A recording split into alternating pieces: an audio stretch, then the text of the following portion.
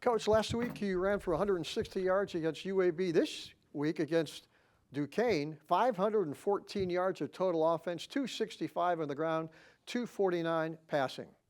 Yeah, it was,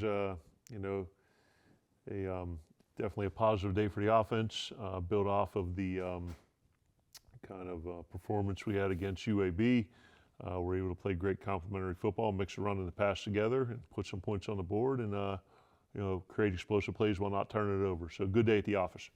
Anytime you run for 265 yards rushing, the offensive line has got to be playing well. That's the groups to continue to improve. Yes, absolutely. It's been a huge point of emphasis over the past 3.5 years about our need to get the run game going to help take some of the pressure off of the quarterback and the wideouts in the pass game. And for the first time here, since we've been here, we're starting to run the ball effectively, and I think everything builds off of that.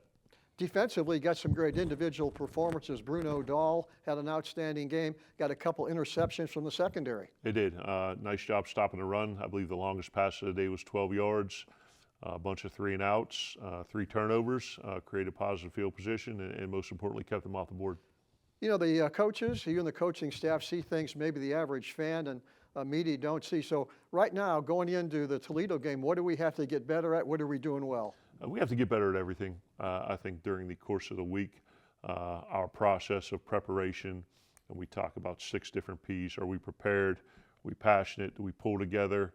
Physicality, precision, and persistence. So we have to do that from the start of practice all the way up until the kickoff of the game, working to it and through it, and then play with great effort and execute our scheme better than they do. Yeah. Last week we talked about all the new players coming into the program and have to feel part of it. Looks like each week this group is starting to feel more into it. The chemistry is starting to evolve. Yeah, I think to a certain extent you can replicate what's going to occur during the course of the game, but the actual speed and physicality of it are almost impossible to get from the scout teams. And I think as these kids continue to work together and play in the games, and we'll continue to improve throughout the course of the season.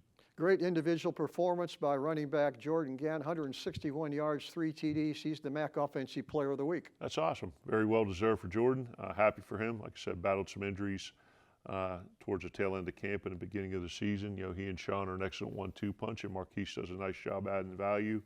And Terry does a fantastic job with that group, and very glad to see Jordan rewarded for his performance, but certainly, a bunch of other guys on the field on offense played into that, particularly the O-line and the tight ends. Now it's on to Toledo to take on the Rockets, who may be the best defensive team in the league. They have given up just 35 points in the last 3 games. They sure have. They're a blue blood program in the MAC. Coach Candle's done an unbelievable job building that program. Offense, defense, special teams. Incredibly talented, very well coached, play with great effort, and as you mentioned, the defense has been keeping people off the board.